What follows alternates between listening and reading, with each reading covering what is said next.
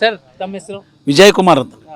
Sir ಈಗ ಸಮರ್ಥ್ ಅವರು ಮತ್ತೆ ಶ್ರೀನಿವಾಸ್ ಅವರು ಇನ್ನೂ ಒಬ್ರು ಕಣದಲ್ಲಿದ್ದಾರೆ. ನಿಮ್ಗೆ ಏನ್ ಅನ್ಸುತ್ತೆ ಈ ಸಲ ಚುನಾವಣೆ? ಇನ್ನೂ ಒಬ್ರು ಅಲ್ಲ, 23 ಜನ ಕಣದಲ್ಲಿದ್ದಾರೆ. ಈಗ ನಾವು ಏನು ಹೇಳ್ತೇವೆ, ಒಂದು ಮನೆಯಲ್ಲಿ 2 ಅಧಿಕಾರ ಆಲ್ರೆಡಿ ಅದ, ಒಂದು MP ಒಂದು MLA ಉಸ್ತುವಾರಿ ಸಚಿವರು ಇದ್ದಾರೆ.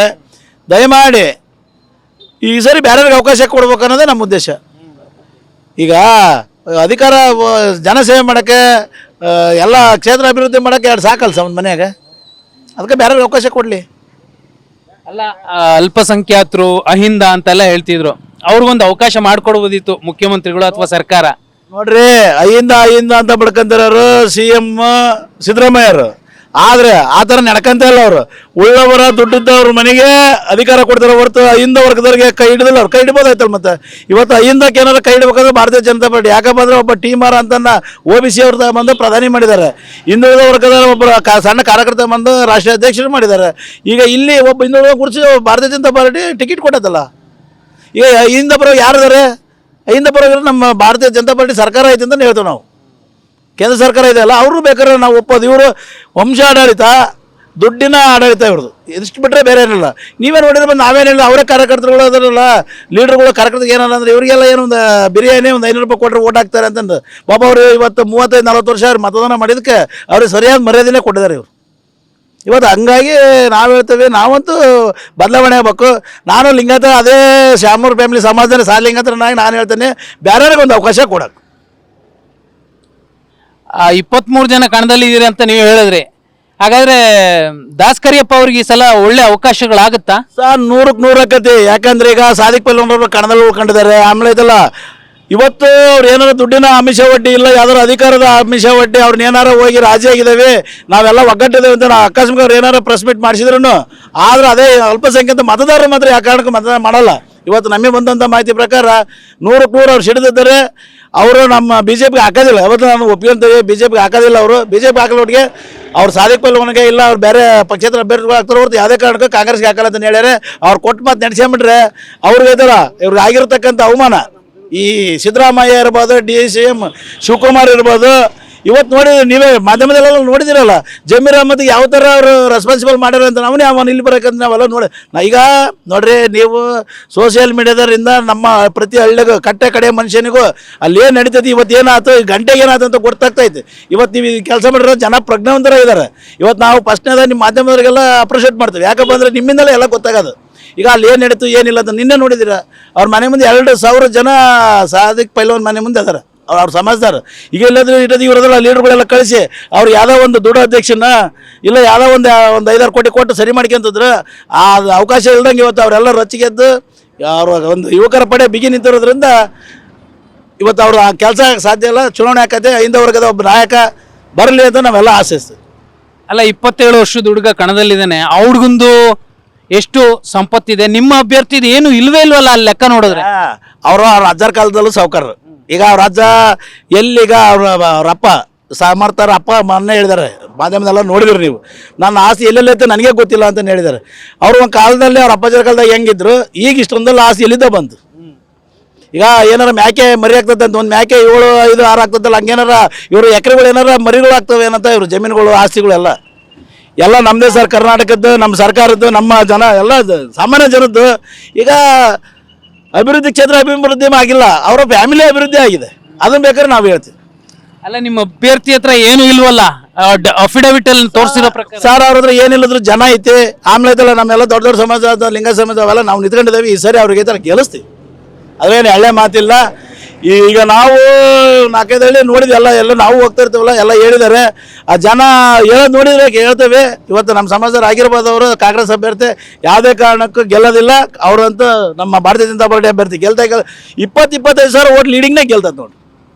ಅಲ್ಲ, ನಾವು ತುರ್ಚುಗಟ್ಟ ಅಲ್ಲೆಲ್ಲ ಮಾತಾಡ್ಬೇಕಾದ್ರೆ ತುಂಬ ಜನ ಕೇಳಿದ ಒಂದು ಕ್ವಶನ್ನು, ಅಲ್ಪಸಂಖ್ಯಾತರಿಗೊಂದು ಅವಕಾಶ ಮಾಡಿಕೊಡ್ಬೇಕಾಗಿತ್ತಲ್ವಾ ಅಂದಾಗ ಇವನ್ ಲಿಂಗಾಯತ್ ಸಮಾಜದವರು ಕೂಡ ಹೇಳಿದವರು, BJP ಅವರು ಕೂಡ ಹೌದೊಂದ್ಸಲ ಅವಕಾಶ ಕೊಡಬೇಕಿತ್ತು ಅಂತಲೇ ಹೇಳಿದ್ರು. ನಿಮ್ಗೇನು ಅನ್ಸುತ್ತೆ ಸರ್? ಅದೇ ಹೇಳಿದಲ್ಲ, ಅವ್ರಿಗೆ ಅವ್ರು ನಮ್ಮ ಸಮಾಜದಾರ ನಮಗೆ ಇಲ್ಲ ಅಂತ ಹೇಳಲ್ಲ. ಅವ್ರಿಗೆ ಈಗ ಜನ ಸೇವೆ ಮಾಡೋಕ್ಕೆ 2 ಅಧಿಕಾರ ಅದಾವ, ಸಾಕ್ಬಿಟ್ರಿ. ಮನೇಲಿ 2 ಅದಾವಲ್ಲ, ಯಾರು ಹಿಂದುಳಿದವ್ರಿಗೆ ಒಂದು ಕೊಟ್ರಿ ಏನಾಕತಿ, ಅಲ್ಪಸಂಖ್ಯಾತರಿಗೆ ಕೊಟ್ರಿ ಏನಾಕತಿ, ಕೊಡ್ಲಿ ಬಿಡ್ರಿ. ಅವ್ರು ಕೊಡಕ್ಕೆ ತಯಾರಿಲ್ಲ. ಅವ್ರು ಸಿ ಎಮ್ ಬಾಯಿ ಬಡ್ಕೊಂತಾರೆ, ಟಿ ವಿ ಹಾಕಿದ್ರೆ ಸಾಕು. ನಾವು ಹಿಂದಲ್ಲೇ ಅವ್ರು ಬಂದಿದ್ದು. ಇವತ್ತು ಅವರೊಬ್ಬ ಮುಖ್ಯಮಂತ್ರಿ ಕಾರಣ ಹಿಂದ ವರ್ಗದಿಂದ ತಾನೆ. ಹಿಂದ ವರ್ಗದಲ್ಲಿ ಮತ್ತೆ ಎಲ್ಲಿ ನ್ಯಾಯ ಒದಗಿಸ್ಕೊಟ್ರು ನಮ್ಮ ದಾವಣಗೆರೆ ಡಿಸ್ಟಿಕ್ನಾಗ? ಹೇಳ್ರಿ ನೋಡೋಣ, ಎಲ್ಲಿ ಕೊಟ್ಟಿದ್ದಾರೆ ಅವರು? ಯಾರಿಗೆ ಬೆಳೆಸಿದ್ದಾರೆ? ಈಗ ಕೊಡ್ಬೋದಲ್ಲ ಟಿಕೆಟ್ ಮತ್ತೀಗ ಅವರಿಗೆ. ಹಾಗಾಗಿ ಜನ ಎಲ್ಲ ಪ್ರಜ್ಞಾವಂತ ಇದ್ದಾರೆ, ಯಾರು ಏನು ಹೇಳಿದ್ರೆ ಕೇಳಲ್ಲ. ಅವ್ರು ರೈತರು ಎಲ್ಲ ನೋಡಿದವ್ರು, ಆಡಳಿತ ನೋಡಿದ್ದಾರೆ. ಈ ಗ್ಯಾರಂಟಿಗಳು ಕೊಟ್ಬಿಟ್ಟು ಇವತ್ತು ರೈತರ ಏನಾಯ್ತಾರೆ ಗೊತ್ತಾ ಸ್ವಾಮಿ? ಇವತ್ತು ಒಬ್ಬ ಲೇಬರ್ನೆಲ್ಲ ನಾವು ಹೊಲಕ್ಕೆ ಕರ್ಕೊಂಡು ಕೆಲಸ ಮಾಡ್ಸಕ್ಕಂದ್ರೆ ನೀವು ಬೆಳಗ್ಗೆ ತಿಂಡಿ ತಿನ್ನಿಸ್ಬೇಕು, ಮಧ್ಯಾಹ್ನ ಊಟ ಕೊಡೋಕೆ 500 ರೂಪಾಯಿ ಕೂಲಿ ಕೊಡೋಕೆ, ಮತ್ತೆ ಅಣ್ಣ ನಾನು ಕುಡಿಯೋಕ್ಕಂತ ಕೇಳ್ತಾನೆ, ನನಗೆ ಕುಡಿದ್ರೆ ಅಣ್ಣ ಕೆಲಸ ಮಾಡೋಕ್ಕಂತ, ಮತ್ತು ಅವನಿಗೆ ಒಂದು ಅರ್ಧ ಕ್ವಾರ್ಟರ್ ಕುಡಿಸಿದ್ರೆ ಆ ದುಡ್ಡು ಮುರ್ಕೊಳಂಗಿಲ್ಲ.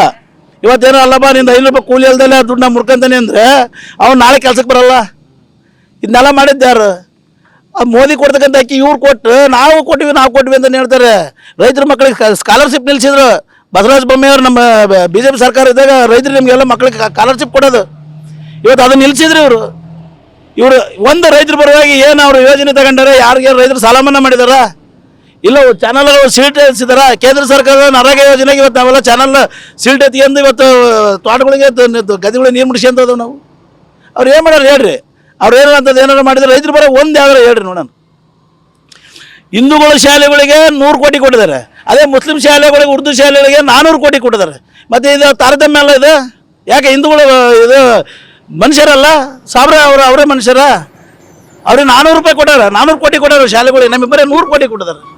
ಇದನ್ನೆಲ್ಲ ಹೆಚ್ಚಿಗೆ ಜನ ದಡ್ರಿಲ್ಲ. ಮೊದಲು ಏನೋ ಸುಟ್ಗೇಸು ಪಾಟಿಗೆಸು ಹೋಗಿ ಏನೋ ಕೊಟ್ಕೊಂಡು ದುಡ್ಡು ಇಸ್ಕೊಂಡು ಬಿ ಫಾರಂ ಕೊಟ್ಟು ಏನೋ ಮಾಡ್ಕೊಂಡ್ರೆ, ಈಗ ಜನ ಎಲ್ಲ ಪ್ರಜ್ಞಾವಂತರು. ಯಾವುದೇ ಕಾರಣಕ್ಕೆ ಮನುಷ್ಯನ ನೋಡ್ತಾರೆ, ಪಾರ್ಟಿ ನೋಡ್ತಾರೆ, ಯಾವ್ದು ಒಳ್ಳೇದು ಯಾವ್ದು ಕೆಟ್ಟದ್ದು, ಯಾರಿಗೆ ಕೊಟ್ಟರೆ ನಮ್ಮ ಕ್ಷೇತ್ರ ಅಭಿವೃದ್ಧಿ ಆಕತ್ತೆ, ನಮ್ಮ ಊರಿಗೆ ಏನು ಆಕತ್ತೆ ಅದು ಗೊತ್ತೈತೆ. ಅದು ತಕ್ಕಂಥ ಪಾಠ ಈ ಸರಿ ಕಲಿಸ್ತಾರೆ ಅವ್ರಿಗೆ. ಈ ಆ ಟರ್ಮಲ್ಲಿ ಏನು ಅಭಿವೃದ್ಧಿ ಕೆಲಸಗಳಾಗಿಲ್ವಾ ನಿಮ್ಮ ಕ್ಷೇತ್ರದಲ್ಲಿ? ಸರ್ ಅವರು ಬರೀ ಮಾತಿದ್ರೆ ನಮ್ದು ಸಿ ಸಿ ರಸ್ತೆ ಹೊಟ್ಟೆ ತುಂಬಿಸಲ್ಲ. ನಾವೇಳ್ತಾ ಕೇಳ್ರಿ, ಪಬ್ಲಿಕ್ಕಿಗೆ ಏನು ಬೇಕಾಯ್ತು? ಒಳ್ಳೆ ಕುಡಿಯೋಕೆ ನೀರು, ಕರೆಂಟ್, ಚರಂಡಿ ಕ್ಲೀನ್ ಮಾಡಬೇಕು. ಇಂಥವು ಏನಾರು ಇದ್ರೆ ಹಿಂದುಳಿದ ವರ್ಗದವರಿಗೆ ಅವ್ರಿಗೆ ಏನಾರು ಸಹಕಾರ, ಒಂದು ಸಹಾಯಧನ ಈ ಟೈಪ್ ಏನಾರು ಮಾಡಿದ್ರೆ ಬರ್ತದೆ ಹೊರತು ಯಾವುದೋ ಒಂದು ಸಿ ರಸ್ತೆ ಕೊಟ್ಟು ಅಲ್ಲಿ 10 ಕೋಟಿ ಹಾಕಿದ್ದೆ, ಅಲ್ಲಿ ಅವನೊಬ್ಬ ಕಾಂಟ್ರಾಕ್ಟರ್ ಕ್ಲಾಸ್ ಕಟ್ತಾ ಇರ್ತಾರೆ, ಅವ್ನಿಗೆ ಆಗಿರುತ್ತೆ. ಅವ್ನು ಬಂದ ಕಾರ್ಯಕರ್ತರು ಯಾರು ಕೇಳ್ತಾರೆ, ಕಾಂಗ್ರೆಸ್ ಕಾರ್ಯಕರ್ತರಿಗೆ ಅವ್ರೊಂದು 5-6 ಜನ ಇರ್ತಾರೆ, ಅವ್ರಿಗೆ 1 ಲಕ್ಷ ಬುಕ್ ಮಾಡ್ಕೊಂತಾನೆ, ಅವ್ನು ಕಳಪೆ ಕಾಮಗಾರಿ ಮಾಡಿ ಅವ್ನು ಹೋಗ್ತಾನೆ. ಅವ್ರು ಕಾರ್ಯಕರ್ತರು ಅದ್ರಲ್ಲ ತಗೊಂಡಂತ ದುಡ್ಡು ತಗೊಂಡಂತಾರೆ, ಅವರೇ ಅಪ್ಪಾಜಿಗೆ ಜೈ, ನಮ್ಮ ಕಾಂಗ್ರೆಸ್ಗೆ ಜೈ ಅಂತ ಹೊರತು ಬೇರೆ ಊರಾಗ ಏನು ಕೆಲಸ ಮಾಡಿದಾರೆ ಹೇಳಿ ಸ್ವಾಮಿ ನೋಡೋಣ. ಅಲ್ಲ ಸರ್, ಈಗ ದಾಸ್ ಕರಿಯಪ್ಪ ಅವರು ಗೆದ್ರು ಅನ್ಕೊಳ್ಳೋಣ, ಅವ್ರದ್ದು ಸರ್ಕಾರ ಐತೆ, ಅವರು ಮಿನಿಸ್ಟರ್ ಅವರೇ, ತುಂಬಾ ಸಶಕ್ತವಾಗಿ ಕೆಲಸ ಮಾಡ್ಲಿಕ್ಕೆ ಅವಕಾಶ ಮಾಡಿಕೊಡ್ತಾರ, ವಾತಾವರಣ ಇರುತ್ತಂತೀರಾ ಅವರ ಇನ್ಫ್ಲೂಯೆನ್ಸ್ ಮುಂದೆ? ಸರ್, ನಮ್ಮ ಅಭ್ಯರ್ಥಿಗೆ ಎಲ್ಲ ಧೈರ್ಯನೂ ಐತಿ. ಈಗ ಅವ್ರೇನೋ ರಾಜಕಾರಣ ಪಾಪ ಅವರು ಮೂಲತಃ ಅವ್ರ ಅಪಜರೇನ ನಮಗೆ ಗೊತ್ತಿಲ್ಲ, ನಾವೆಲ್ಲ ಇತ್ತೀಚಿನರು ಅಮಲಿ ಕೆಲಸ ಮಾಡ್ಕೊಂತ ಬಂದಂಥ ಮನುಷ್ಯರು. ಆಮೇಲೆ ಈಗ ಆಲ್ರೆಡಿ ದಾವಣಗೆರೆ ಜಿಲ್ಲೆಯಲ್ಲಿ ನಾವು ನೋಡ್ತಾವಲ್ಲ, ನಾವು ದಾವಣಗೆರೆಗೆ ಏನಾರು ಹೋದ್ರೆ ಅವರಲ್ಲಿ ಅದೆಲ್ಲ ಶಕ್ತಿ ಐತಿ ಅಂತ ಅನಿಸ್ತದೆ. ಇವತ್ತು ಅವ್ರ ಅಧಿಕಾರ ಇಲ್ಲದ್ರೂ ಎಷ್ಟೋ ಜನಕ್ಕೆ, ಈಗ ನಮ್ಮ ಗ್ರಾಮದ ಹೇಳ್ತೇವೆ ನಾವು, ಇನ್ನೂ ಅವ್ರನ್ನೂ ಪರಿಚಯ ಐತಲ್ಲ, ನಾವೆಲ್ಲ ಗ್ರಾಮದ ಸೇರಿ ಒಂದು ಏನೋ ಅನ್ನ ಸಂದರ್ಪಣೆ ಮಾಡ್ತೇವೆ. ಆಂಜನೇಯ ವರ್ಷ ಆಂಜನೇಯ ದೇವಸ್ಥಾನ ಅಣ್ಣ ಹೋಗಿದ್ವಿ, ಹಿಂಗೆ ಒಂದು 10 ಜನ ಹೋಗಿದ್ವಿ ಅಣ್ಣ, ಏನೋ ನಿಮ್ದು ಒಂದು ಸಹಕಾರ ಮಾಡಿರಿ ಅಂತಂದು ಅವರು, ನೀವು ಏನು ಹೇಳ್ತೀರಿ ಹೇಳ್ರಿ ಅಷ್ಟು ಕೊಡ್ತೇನೆ ಅಂದ್ರೆ. ಮತ್ತು ಈಗ ಚುನಾವಣೆ ಗಿಮಿಕಲ್ಲ, ಈಗ ನಾವು ಹೇಳ್ತಿರೋದು ಈಗ 4 ವರ್ಷದ ಹಿಂಚೆ ಇದು. ನೀವು ಎಷ್ಟು ಹೇಳ್ತೀರಿ ಅಷ್ಟೇ ಕೊಡ್ತೀವಿ ಅಂದರು. ಅಲ್ಲಣ್ಣ ನೀವು ಕೊಡ್ರಿ, ಕೈ ಎತ್ತಿ ಎಷ್ಟು ಕೊಡ್ತೀರಿ ಅಷ್ಟು, ಅದು ಅನ್ನ ಸಂದರ್ಪಣೆ ಅಂದ್ವಿ. ಇಲ್ಲ ನೀವೇ ಹೇಳ್ರಪ್ಪ, ಅದಣ್ಣ ಒಂದು 10,000 ಕೊಡ್ತೀವಿ, ಅಣ್ಣ 10,000 ಕೊಟ್ಟರು. ಇವತ್ತು ಅವ್ರು ಅದಲ್ಲ, ಏನೋ ಅಧಿಕಾರ ಇಲ್ದಾಗಲೇ ಈ ಒಂದು ಏನೋ ದೇವಸ್ಥಾನಗಳು ಇರ್ಬೋದು, ಬಡವ್ರ ಬಗ್ರು ಬರುವ ನಿಂತ್ಕೊಂಡಿದ್ದಾರೆ, ಅವರಲ್ಲಿ ಎಲ್ಲ ಶಕ್ತಿ ಐತಿ, ಮಾಡ್ತಾರೆ ಬಿಡ್ರಿ ಅವ್ರು. ಅಲ್ಲ, ಈಗ ತಂದೆ ಜಾಗನ ಮಗಂಗೆ ಕೊಡಿಸ್ತಿದ್ದಾರೆ, ಆದರೆ ಇದೇ ಥರ ಟ್ರೈ ಮಾಡೋರು ದೊಡ್ಡ ರಾಜಕಾರಣಿಗಳು, ಮಾಜಿ ಮುಖ್ಯಮಂತ್ರಿಗಳಾಗಿರೋರೆಲ್ಲ ದೊಡ್ಡ ಹಿನ್ನಡೆ ಅನುಭವಿಸಿದ್ರು. ಆ ಥರದ್ದು ಆ ಹುಡುಗಂಗಾದ್ರೆ ನಿಮ್ಗೇನು ಅನ್ಸೋದಿಲ್ವಾ? ಈಗ ಫಸ್ಟ್ ಅವ್ರ ಅಣ್ಣ ತಮ್ಮಗಳನ್ನೇ ಎದ್ದೇಳಕ್ಕೆ ಬಿಡಲಿಲ್ಲ ಮಲ್ಲಿಕಣ್ಣ. ಗಣೇಶ್ ಅಣ್ಣಾರು ಇದ್ದಾರೆ, ಬಕ್ಕೇಶ್ ಅಣ್ಣ ಒಳ್ಳೆಯವರು ಇದ್ದಾರೆ. ಇನ್ನು ಬೇರೆ ಯಾರಿಗೆ ಬಿಟ್ಕೊಡ್ತಾರೆ ಅವರು? ಮಗ ಈ ನಾಳೆ ಇನ್ನೊಬ್ಬ ಮಗ ಅದಾನೆ, ಆಮೇಲೆ ಹಠಾತ್ ಈಗ ಮದುವೆ ಆಕಾರ. ಈಗ MLA ಆದ ತಕ್ಷಣ ನಮ್ಮ MLA ಇದೆ ನನ್ನ ಮಗ ಸೂರ ಅಂತೇಳಿ ಮದುವೆ ಮಾಡ್ತಾರೆ. ಮತ್ತು ಆಮೇಲೆ ಅವ್ರ ಸೊಸೆಗೆ ಅದು ಹಿಂಗೆ ವಂಶ ಪರಂಪರೆ ಹೋಗತ್ ಮತ್ತದು. ಅದಕ್ಕೇನೆ ಈಗ ಜನ ಎಚ್ಚೆತ್ಕೊಂಡು ಭಾಳ ಇದ್ರಾಗದಾರೆ. 100ಕ್ಕೆ 100 BJP ಅಭ್ಯರ್ಥಿಗೆ ಮತ ಹಾಕ್ತಾರೆ. ನಾವೊಂದು 20-25 ಸಾವಿರ ಲೀಡ್ ಇಟ್ಕೊಂಡು ನೋಡ್ರಿ.